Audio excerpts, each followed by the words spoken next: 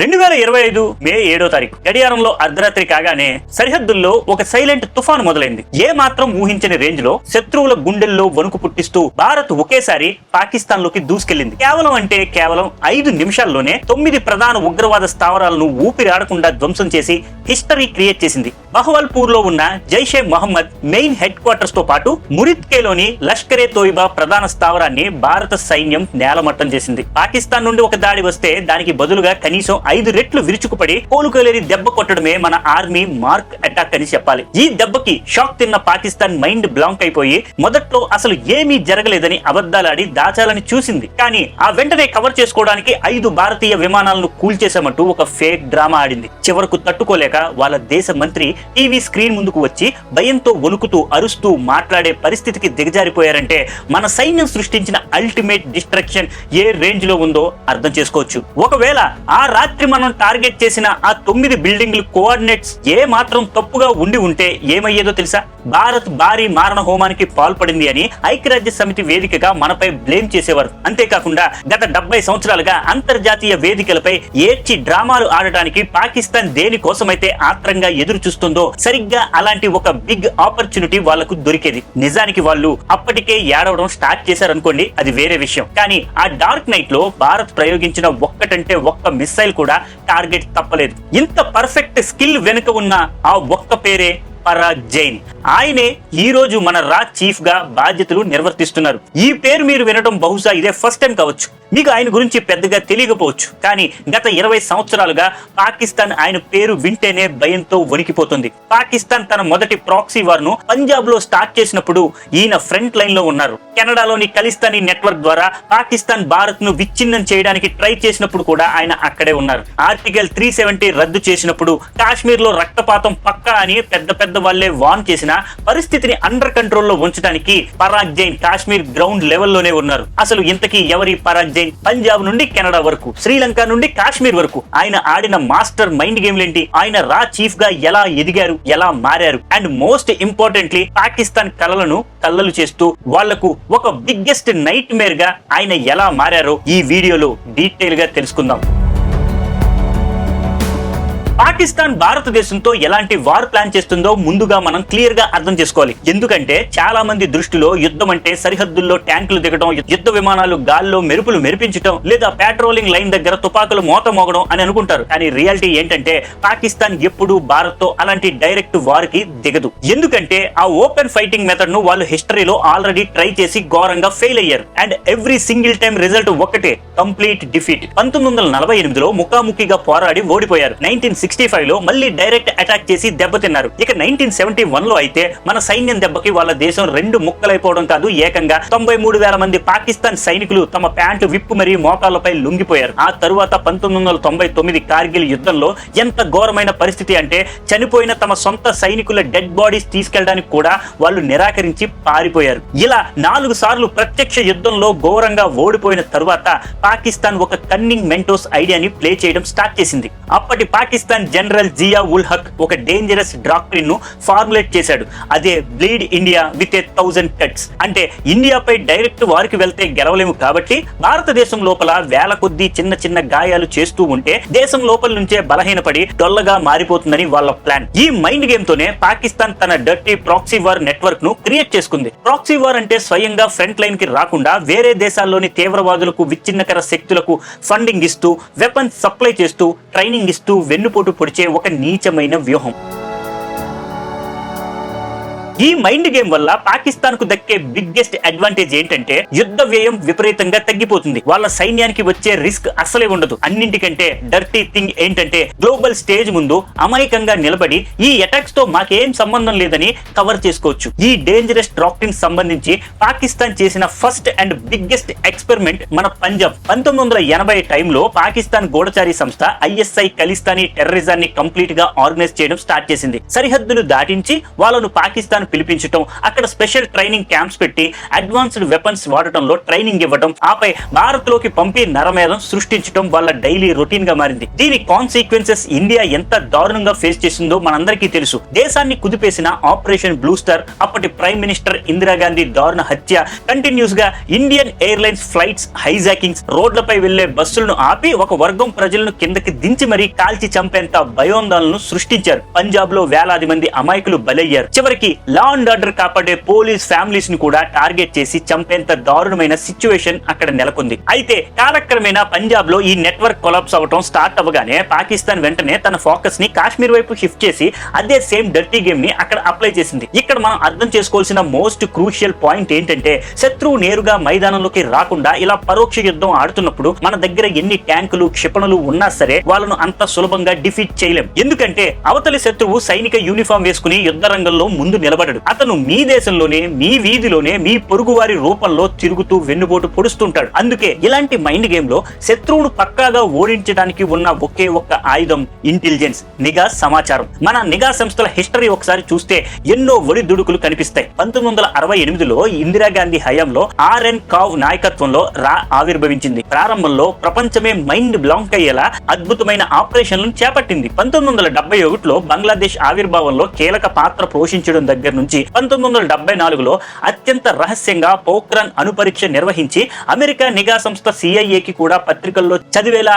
Shock ఇవ్వడం, 1975లో సిక్కింను భారత్ లో విలీనం చేయటం వరకు రా రేంజ్ వేరే లెవెల్. కానీ ఆ తరువాత జరిగిన పరిణామాలు ఎవరికైనా విపరీతమైన కోపం తెప్పిస్తాయి. మొరార్జీ దేశాయ్ ప్రైమ్ మినిస్టర్ అయ్యాక రాను ఇందిరాగాంధీ సొంత ఏజెన్సీగా భావించి బడ్జెట్ ను దారుణంగా కట్ చేయడమే కాక వందలాది మంది ఏజెంట్లను తొలగించారు. ఆఖరికి పాకిస్తాన్ అత్యంత ప్రమాదకరంగా అణుబాంబు తయారీ చేపడుతుందని రా పక్కా ఇన్ఫర్మేషన్ తెచ్చి ఇస్తే అది వాళ్ళ అంతర్గత వ్యవహారమని మొరార్జీ దేశాయ్ తేలిగ్గా కొట్టిపారేశారనే తీవ్రమైన ఆరోపణలున్నాయి. ఆ తరువాత ఇంద్ర కుమార్ గుజ్రాల్ ప్రైమ్ మినిస్టర్ గా ఉన్నప్పుడు కూడా ఆయన తీసుకున్న కొన్ని నిర్ణయాల వల్ల పాకిస్తాన్ లో దశాబ్దాలుగా నిర్మించుకున్న మన సీక్రెట్స్, అసెట్స్, ఇంటెలిజెన్స్ నెట్వర్క్ దారుణంగా ఎక్స్పోజ్ అయిపోయింది. దీని కారణంగా అక్కడ గ్రౌండ్ లెవెల్లో ప్రాణాలు పనంగా పెట్టి పనిచేస్తున్న ఎంతో మంది వీరులైన రా ఏజెంట్లు కిరాతకంగా ప్రాణాలు కోల్పోవలసి వచ్చింది.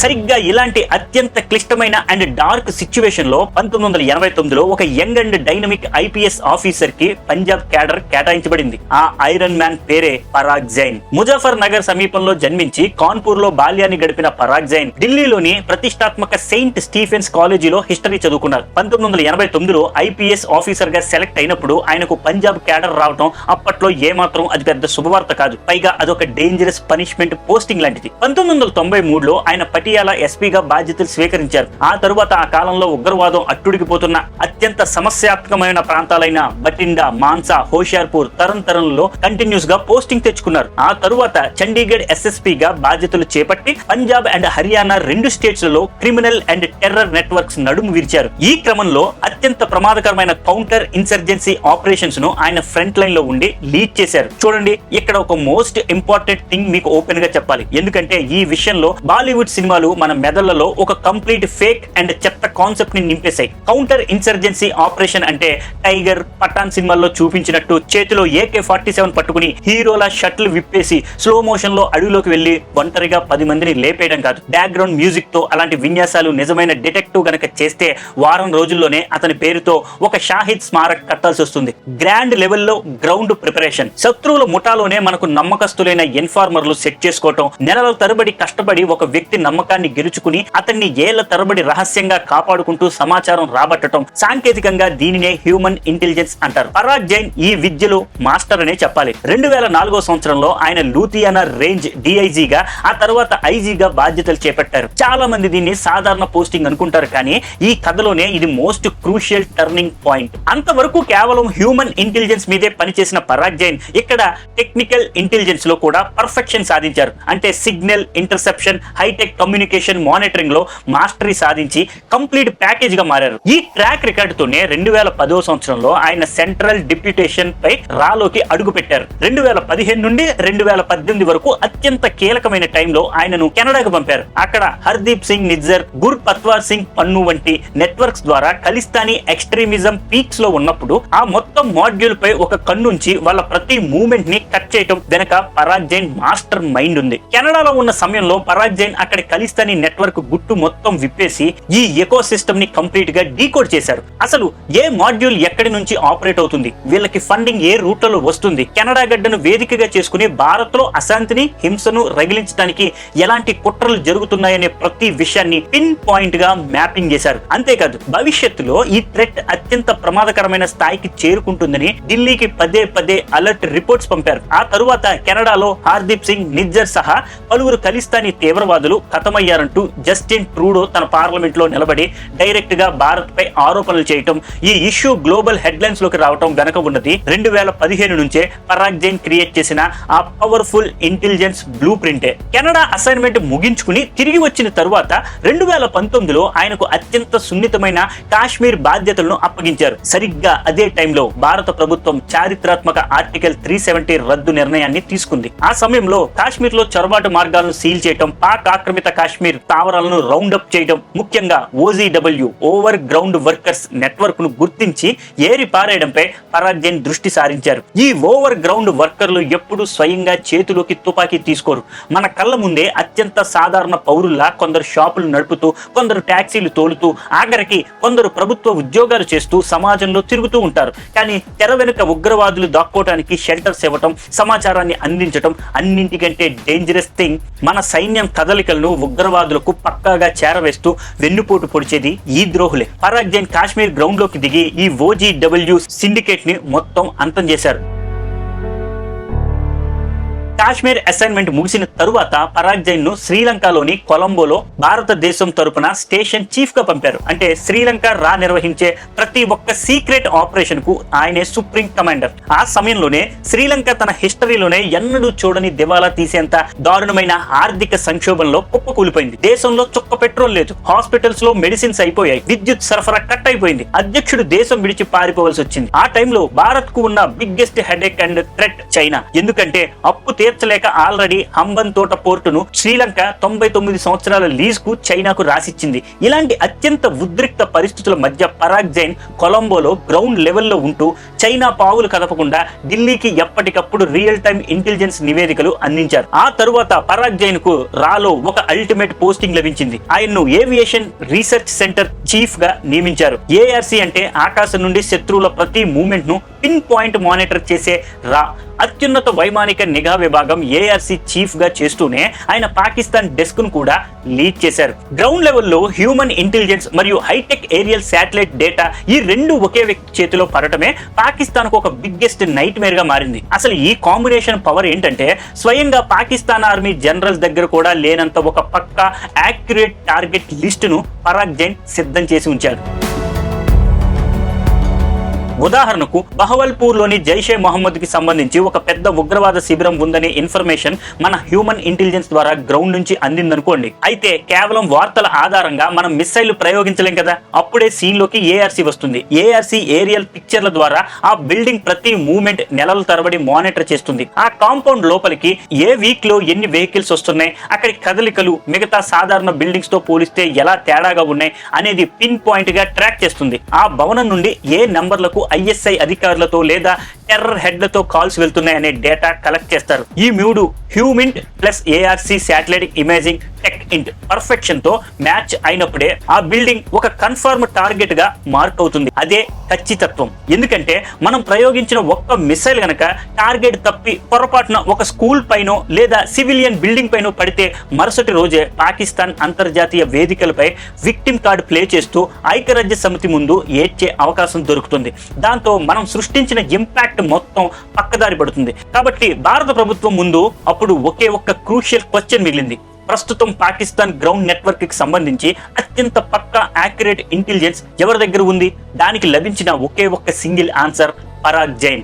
పాకిస్తాన్ అండ్ పాక్ ఆక్రమిత కాశ్మీర్ పీఓకేలోని ఏ ఉగ్రవాద స్థావరాలను ధ్వంసం చేయాలో పరాగ్ జైన్ అండ్ ఆయన టీం క్లియర్ కట్ ప్లాన్ ను మ్యాప్ చేశారు.